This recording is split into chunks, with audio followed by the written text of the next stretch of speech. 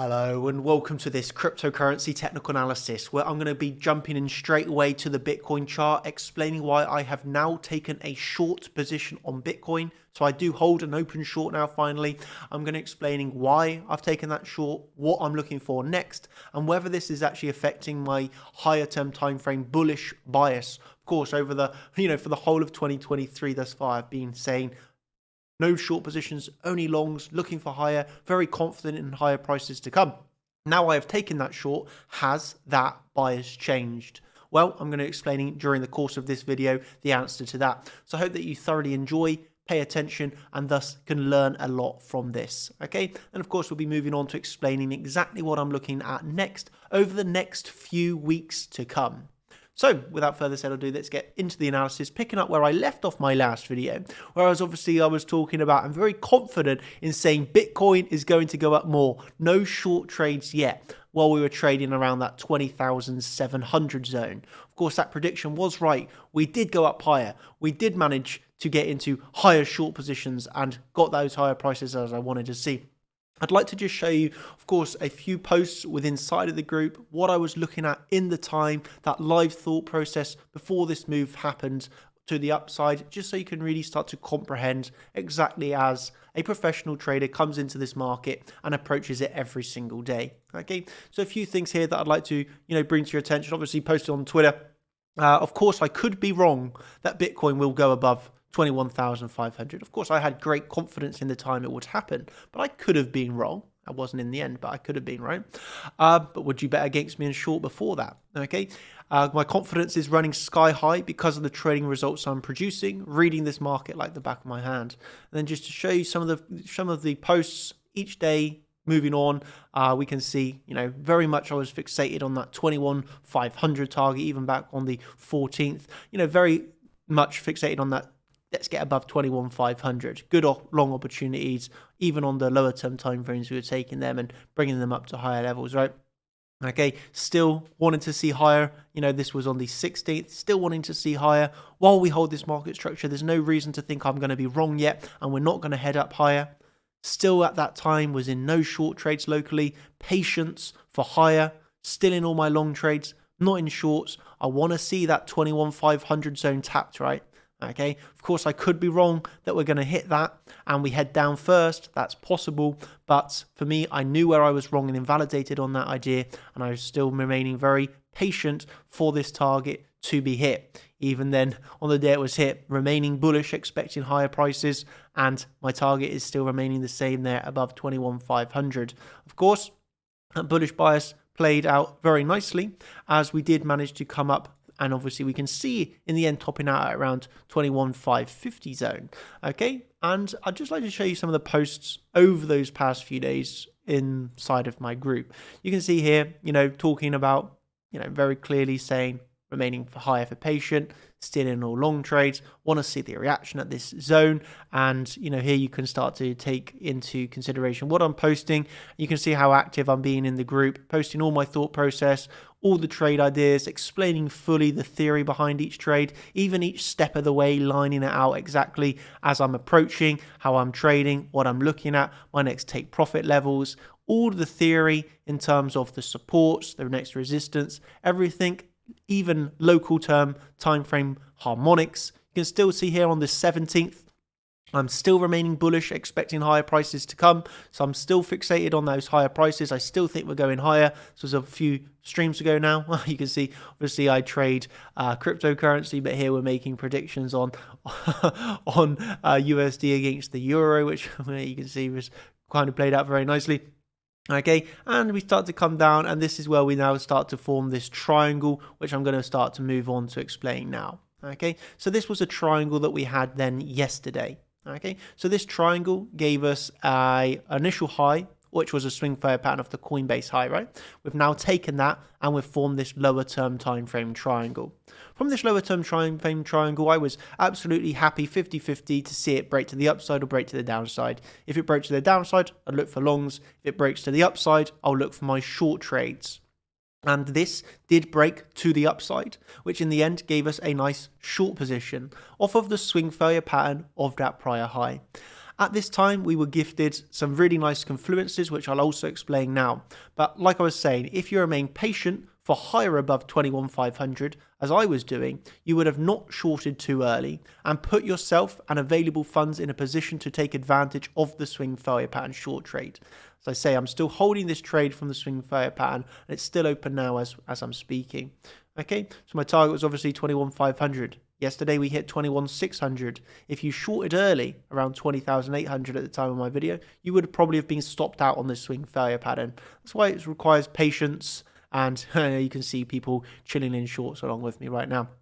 Okay, at this moment in time, we obviously had the swing failure pattern itself, and the ES, the stock market, started to move down heavily, right? So we started to, get this triangle rejection from the swing failure pattern. So we rejected at the swing failure pattern, which in my opinion gave us this swing failure pattern 2.0 setup. This come down, back tested the triangle. So that triangle got the back test. From that back test of the triangle, we actually come into the CC. So we rejected as the CC level, and this was the really nice confluence that we had here. Obviously the original swing failure pattern short still valid and can be held. Retesting this CC, and on the retest of the CC, the stock market dropped very, very, very heavily indeed. So we've seen a very large drop on the stock market, which then aided this really large drop on Bitcoin. So it all started from the triangle, moving up, taking a swing failure pattern, back tested that triangle, retested the CC, large drop. Why was the drop so large? Because the stock market was moving down heavily. So at this sort of time, we're back into the triangle. We've seen the rejection off the CC. We've seen the rejection off the swing failure pattern. We're seeing the stock market drop heavily. We've seen the acceptance back into here. Very bearish failed auction / swing failure pattern. And we can then expect large follow through, which did happen moments later with the large drop on the Bitcoin market. Okay. So that's for me the explanation of what went on there, why I took that short, why I hold it open still now, and and now I can start to explain what we're looking at next. Okay, so for me there's a few key pointers that I'd just like to point out here that's very clear. Okay, so first of all, while we were, back on Monday, I think my last YouTube video was for the public, we were trading around 20,800. Okay, so during this time, I very much knew we were going to be going higher. Why? Because I wanted to see the liquidity taken on our spot exchanges, which had not happened at this time. So I have a very good underlying bullish bias formed by correlations and the context and unhit targets, okay, with high liquidity. I remain patient with a very big bullish bias. Okay. Within here, we then get a few different trading setups. In my opinion, this was a valid short trade as well, which I did take, by the way. This short trade came down, hit take profit 1 off of the swing failure pattern 2.0 theory that I've now provided to people, and in the end got stopped on the rest of that short as we formed the triangle and it broke up. Then we were given simply another short trade, which was exactly the same theory, then a swing failure pattern of the prior high. So this short trade I took, did hit take profit 1, stopped on the rest of the trade, was given another short trade entry off of another swing failure pattern of that high. Retest the triangle, back test the CC. While we're back testing the CC locally, we're seeing the stock market drop heavily. This gives us even more reason to think Bitcoin is going to follow suit and drop heavily. At this moment in time, I did tell my team, we have now taken so much higher liquidity. The highest liquidity now is to the downside. And we do know Bitcoin likes to take lower liquidity. And so I was envisaging a drop to be coming because of this lower untapped liquidity. We've now took everything above us. Okay. And with the same, a few hours later from that post, we did see a large drop to the downside, now taking out some, of these higher lows that have been forming. Okay. From here, we've basically come down to the low of our range, which is around our old monthly level of support. We haven't lost that old monthly level of support yet. Bit of a bounce, and we're now forming, almost like a mini triangle here, starting to potentially form that mini triangle here as well. Okay, so I hope that's explained the context of how we've got up to here and the trades that I've taken in the meantime. Okay, now I can start to move on to explain what I'm looking at next on Bitcoin. Okay, I will start by saying this. For me, Bitcoin, as it stands right now at this exact dollar, there is no trade for me. I am actually going to have to remain once again patient for one of my next levels to be tapped. That will then provide me with a entry trigger and I can trade based off the reaction. So there's one tip that I can give of when I'm waiting on Bitcoin. Okay, I'm in now a nice short trade from the high, and I still hold my long trade from the value area low, by the way. So I'm in a long trade from much lower. I'm in a short trade from higher. So I'm in a relatively nice position to be in. I'm going to remain patient for either the next move down or next move up, to either look to compound that short or close it, look for higher, or a drop where I can look to for a long position. Okay, so I'm going to remain patient here on Bitcoin. So what can I do while remaining patient on Bitcoin? And again, the levels that I'm waiting for, I'm going to explain in this video what I'm looking at next.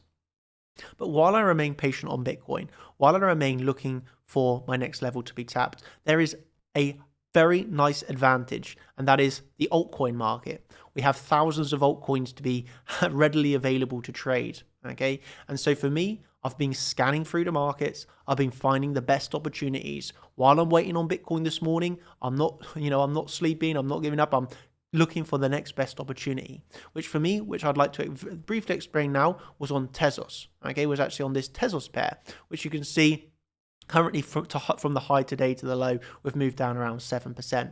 Just like to show you this that I posted in my group this morning. So around 10:14 a.m. I've alerted my team. I'm trading altcoins today while I wait on more Bitcoin clarity. Right now, Tezos is having a nice pump, but into the CC level and potential swing failure pattern. I'm trading this on Bybit using the Tezos/Tether pair. Okay, so this was the Tezos BTC picture that I provided and explaining we're running into resistance on the BTC pair, but I'm trading on Bybit the Tether pair. So then I go on to tell my team, this is the Bybit Tether pair, and I want to see a swing failure pattern of this high, and then I will be taking the short position. So I'm ready for the short. I just need to remain a little bit patient for another rise to the upside on the Tether pair, which of course I'm trading. Okay, want to see this high taken out, and then we'll have the nice swing failure pattern of the last high, just like we'd see on the BTC pair. And that for me will be a short position taken. Okay, we can actually see, funnily enough, how it literally took only 3 minutes later, but we did get the swing failure pattern. And then we had over a 5% drop to the downside, which was very nice indeed. As you can see, I'm just going to highlight this so you can see it very clearly. This is for the setup that I was going for. Rejection from the CC, swing failure pattern on the Bitcoin pair. We then got that play out on the Tether pair. Of course, I'm trading on Bybit. I need to trade it on the Tether pair. And yeah, within, we're talking about within 10 minutes, we actually saw the perfect entry. We saw the perfect trigger. We saw the perfect short. And you can see here, thank you, legend. Scalp short taken on a silver plate. So easy and unexpected. Didn't even know that coin existed. Plus nearly 4% in a few minutes. Love you, Dan. For real. Of course, Tezos is one that I've been trading for a really long time, and we've made a lot of nice gains on this one, right? Yeah, but it's brilliant to just see. I just wanted to emphasize that greatly to show you that while we're waiting on Bitcoin, we are still taking advantage of the other markets. Yesterday, for example, I gave a really nice 3 drives pattern short position on Shiba Inu. Today, I've given a nice trade setup on Tezos. So you can see this is all before the move happened. No hindsight here. Just coming in, recognizing the next trade setup, explaining what I'm going to be taking on that trade and the reasons, and then, well, minutes later we see it play out absolutely perfectly, and not only myself but other people able to make really nice profits on that. And I think that's the importance that I wanted to explain here. You can see from that swing failure pattern we've continued to move down even more, for now nearly 7%.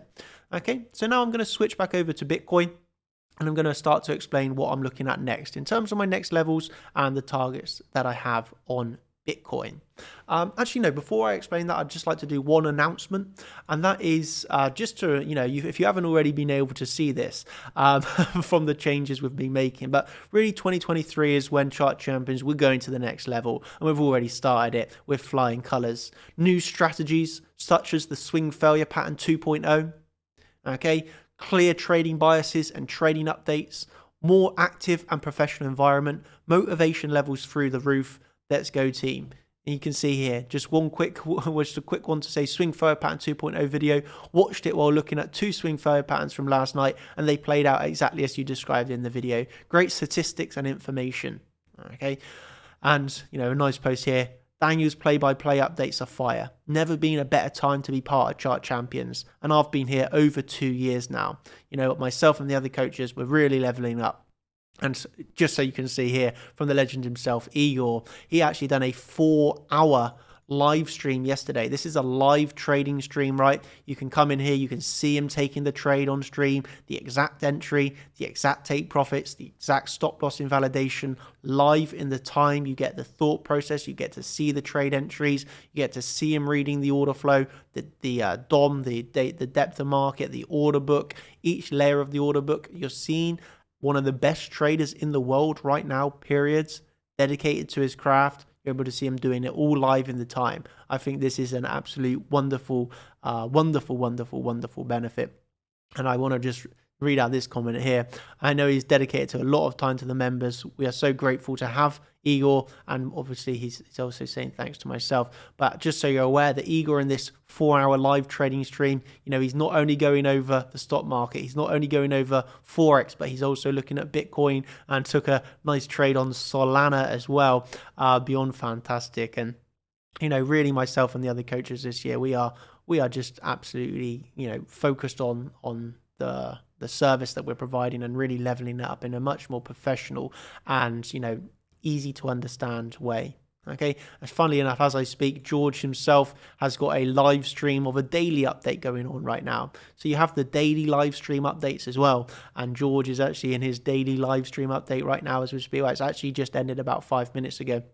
Of course, you can watch all of this back and more over on the website. You can learn about the new swing failure pattern strategy, which is already banking money very hard indeed, and of course all these daily updates as well.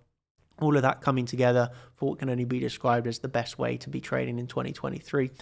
So with that said, I'm going to be explaining now what I'm looking for next. And for me, the levels are still very well defined. To the upside now, we have this really nice barrier of resistance above us. Okay, so there's a few things that I'm going to be looking at today.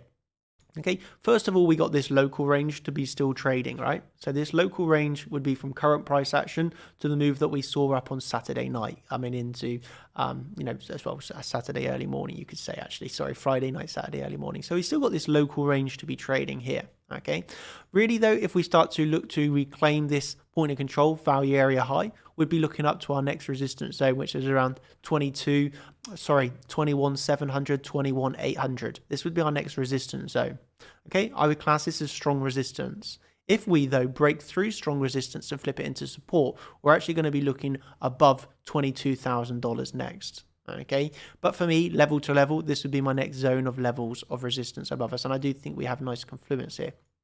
Okay, in terms of downside, I'd be looking still at the potential of this low for a swing failure pattern of this low. Okay, so just as we take a swing failure pattern of the high to give us a short position. Okay, here you can see a high. Here you can see the high. Here you can see swing failure pattern, large drop.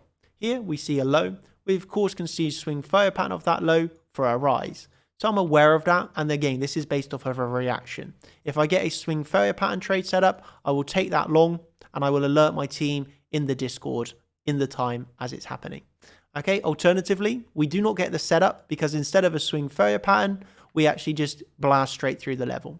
Well, in that case, I'll be looking just below $20,000 here. Well, we have this cluster to give us our support zone. Okay, and on top of that, of course, we can be looking for this Bitcoin CME gap fill. Okay, so for me, that would be the next level. Of course, it doesn't mean it has to hold. We could instantly crash through $20,000 and head to our lower targets and prices. But for me, this is a level to level game, right? So I know my next two levels of importance. And if I don't see anything there, I'll look down to my next level. Again, if you want my thought process live in the time, well, not just myself, the other coaches as well, right? Each coach is equally as skilled as myself right now. Some signals given, but yeah, I'll be giving my updates within inside the trading group, where of course I'm taking wins, I'm taking losses. I'm happy to talk through the wins, I'm happy to talk through the losses, which is all the information that I give inside the group, right? Explaining each of the wins, explaining each of the losses. Like yesterday I won 2 trades, I lost 2 trades, explaining each of those trades, why I took it. I think you can just see the level up that we're doing here every day, all day, active, explaining the setups, explaining the patterns, explaining the trades, walk by, each step of the way, just giving as much information as possible. So I'm not only giving levels, right, but you also understand exact theories behind that. And, Of course, if anybody ever has any questions about my trades, then they can also come in the trading channel where they can ask questions. And you can see I'm answering every single question that comes in here. Like yesterday, I was asked about the swing failure pattern of 21,600, and I was saying, yeah, that is a valid swing failure pattern. And we actually ended up getting that swing failure pattern of 21,600, right? But every question that gets asked, I'm coming in here and answering. And yeah, for me, this is just part of my routine and part of what I'm doing now, and it's my mission to make this the best trading space in the world. And of course, I'm privileged to be alongside some of the other best coaches in the world right now in terms of trading. So yeah, thank you ever so much, everybody. I hope you've enjoyed. If you have, you know what to do. Hit that like button, hit the subscribe, tick the notification bell so you don't miss a video. And you can catch more of us if you want to see it over on the website at chartchampions.com. I really feel that this is the place to be if you want to be taking trading seriously and upping your level along with us this year. I'm just going to end by saying that. Thank you ever so much, everybody. I hope you've thoroughly enjoyed, and I'll catch you in the next video. Thank you and goodbye. Cheers. I'll ending with the legal trade disclaimer, of course. Make sure you understand this. Trades on demo paper trades. Thank you and goodbye.